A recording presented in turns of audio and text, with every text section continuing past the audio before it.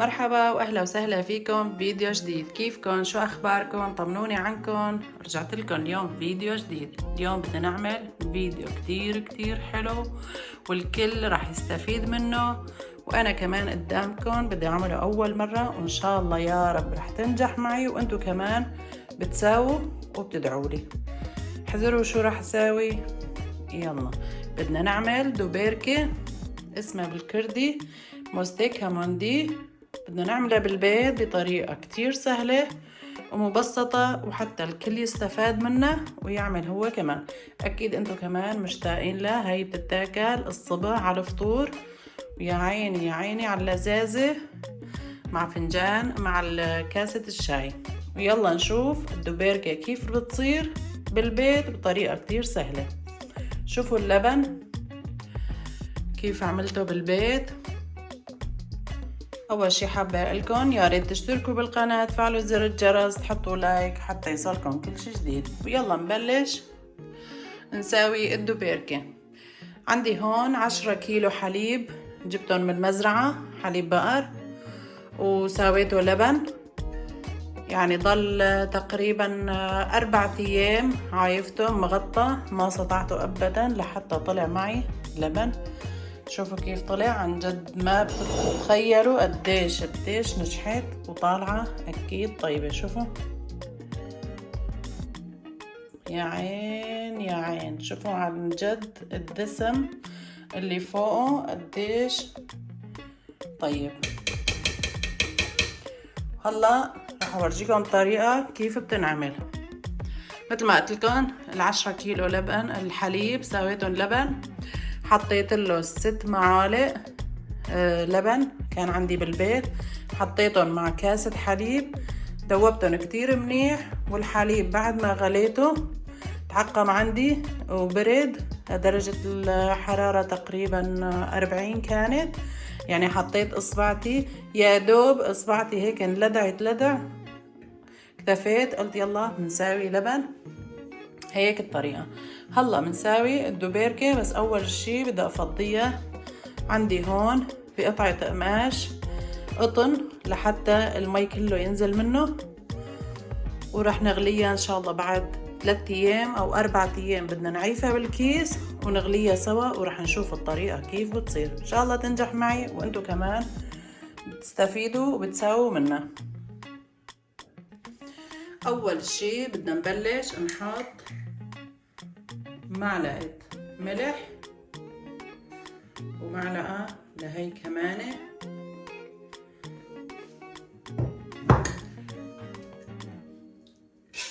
بدي احركهم لحتى افضيه. بدي افضيه هون بهالقطعة القماش مثل ما قلت لكم جهزتها. ان شاء الله بتنجح معي وانتو كمان تساووا منها يا رب. هي كمان خليني احركها. شوفوا عن جد اللبن صاير غير شكل. اشتهيت ادوق معلقة، خليني ادوق لانه شوفوا يا سلام، لبن كتير طيب ولذيذ.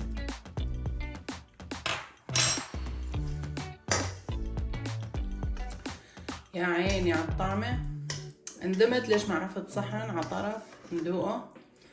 يلا مو مشكلة، بقدر اجيب منها وارجع اسوي. هلا بدي افضيه شوي بهالطنجرة اللي انا حطيت قطعة قماش. طبعا هي وش مخدة، انا ما لقيت الابيض عندي. هاي جديدة وكتير كويسة قطنية، لانه بدي افضيها شوي كلياتها واربطها واعيفها 4 ايام مثل ما قلت لكم، حتى كل المي يروح منها ونبلش نغليها.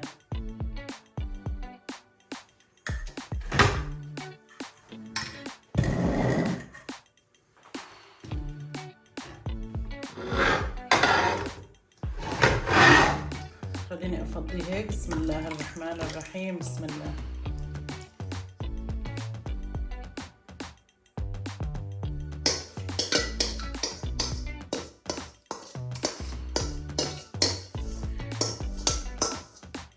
ما بتتخيلوا طعمتها عن جد قديش طيبة. كتير بنصحكم انتو كمان اكيد مش بينساوا هاي الدوبيركة. جيبوا حليب المزرعة تازة واعملوا، ان شاء الله انتو كمان رح تحبوها.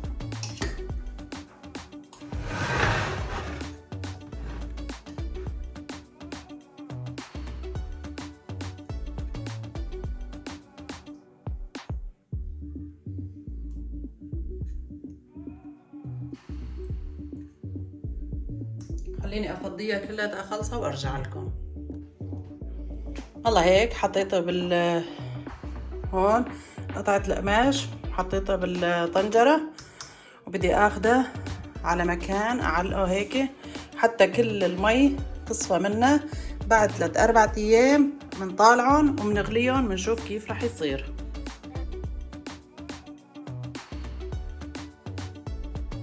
والله هيك حطيتها عندي بالمستودع حتى كمان ما تعبيلي الدنيا. حطيتها وان شاء الله يا رب نرجع بعد 4 ايام بنشوف الدوبيركة كيف رح نغليها، وان شاء الله يا رب رح تنجح وتطلع طيبة كتير كتير.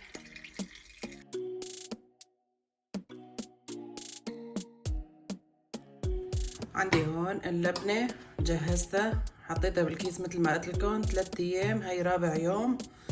فضيت الكيس بهالطنجرة مثل ما ورجيتكم. شوفوا عن جد القوام بتجنن وطعمته كتير كتير طيبة.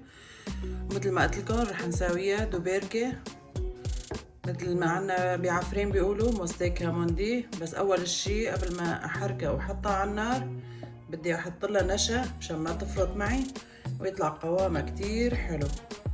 10 كيلو حليب طلعت معي هالكمية، وبدي احط 5 معالق نشا، هدول هنن. بدي اضل احرك فيه حتى النشا ياخد اللبن كلياته، وبدي احطه على النار وما اتركه، اضل احركه احركه احركه حتى يغلي عندي واخد القوام اللي بدي اياه. شوفوا ما شاء الله عن جد اللون من هلا لون اصفر قد ما الحليب دسم وكتير منيح. ليش بدي احط النشا؟ لانه عندي هون بخاف يفرط الحليب اللبن عندي هون وما ينجح، لانه حليب البقر فيه نسبة مي كمان، لهيك بده نشا. شوفوا ما شاء الله عن جد شي كتير كتير حلو. هلا بدي احركه كلياته وبرجع لكم مشان نغليه على النار ونشوف طريقة الدوبيركة كيف رح تطلع. يا سلام عن جد كتير كتير حلو. بنصحكم انتو كمان تجيبوا حليب وساووا لبن وجربوها، وان شاء الله رح تعجبكم طريقتي وتعملوا مثلها يا رب.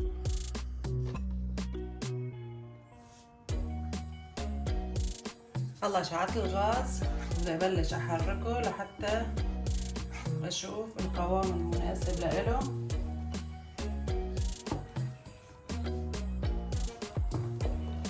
شوفوا كيف عن جد كتير كتير نجحان.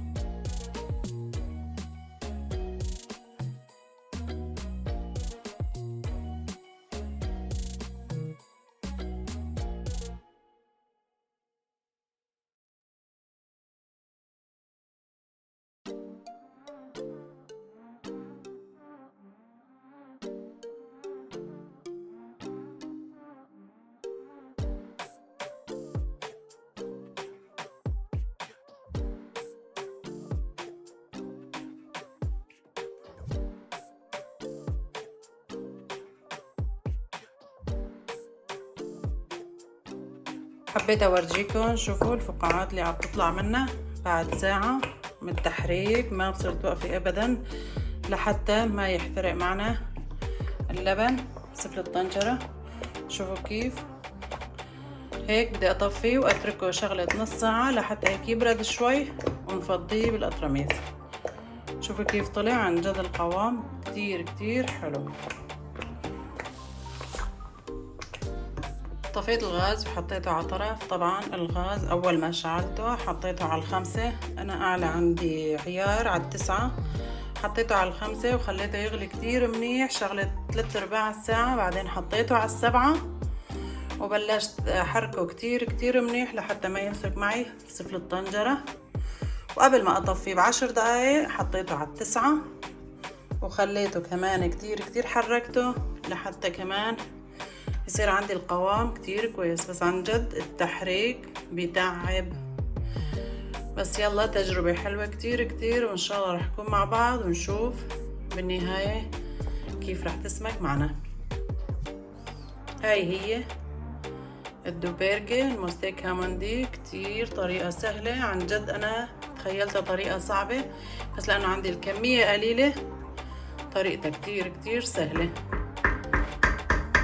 رح استنى عليها نص ساعة ونفضيها بالقطرميز البلور حصرا.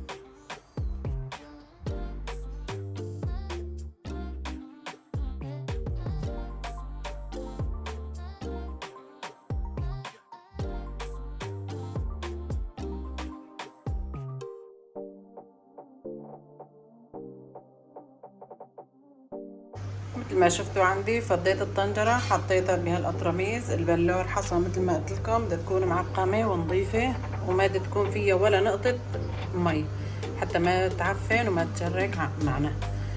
هي هي الدوبيركة صارت جاهزة من 10 كيلو حليب طلعت معي. هي القطرميز، هذا القطرميز تبع اليبرة اخدته نظفته وعقمته وغسلته وحطيت فيه الدوبيركة. هلا بنطالع الصحن بعد شوي وبنشوف. طبعا بعد 3-4 ساعات انا حطيته هون يعني تقريبا سخنة هيك، يعني واحد بيقدر يمسكها. لازم تكون فاترة هيك شوي يعني فيها سخونة، وتفضيها بالقطرميز وتغطي عليها لحتى كمان اذا في مي المحرمة هاي تتشربها كلياتها. بغير المحرمة وبرجع بحط محرمة تانية فوقها وبحط فوقها زيت الزيتون. هاي اذا بدك تمونيها تحطي عليها زيت، واذا ما بدك تمونيها فيكي تحطيها على طرف وتستعمليها للاكل. شوفوا عن جد كتير قوامه طلع حلو وكتير طيب.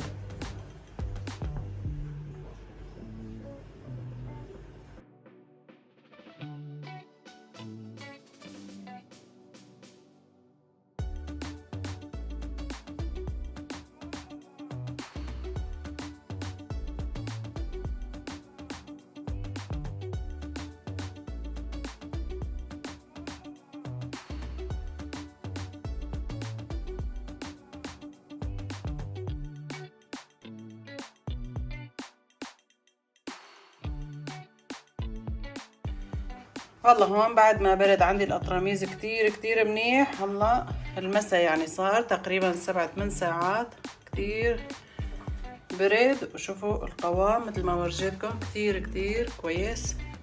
وجهزنا الصحن هم مع بعض وبدنا ندوقه حتى اعطيكم رأيي. حطينا له نعناع ودبس هذا الفلفل الناعمة كمان وزيت الزيتون، ويا عيني على هيك صحن ملوكي غير شكل. كتير طيبة على الفطور مع كاسة شاي. بنصحكم تجربوها وعن جد رح تدمنوا عليها ودائما تسووها كل سنة. والله خلينا ندوق ونشوف الطعم مشان انتو كمان تأكدوا. شوفوا عن جد كله هيك يعني صاير دوبيركة الأصلية الممتازة 100%. بنصحكم انتو كمان تجربوها وخليني ادوقها واعطيكم رأيي. ما بتتخيلوا الطعم كيف طالع لذيذ كتير. بنصحكم انتو كمان تجربوها. ويا عيني على صحن دوبيركة مستيك هاموندي عنا بالعفريني بيقولوا بالكردي. عن جد بس بنصحكم 100% تجربوها وان شاء الله كمان رح تنجح معكم. هيك من 10 كيلوات الحليب طلعنا هذا القطرميز من الدوبيركة. يا عيني والله من فرحتي قد ما ونجحان وطعمته كتير طالعة طيبة. بتمنى انتو كمان تجربوها وتدعولي.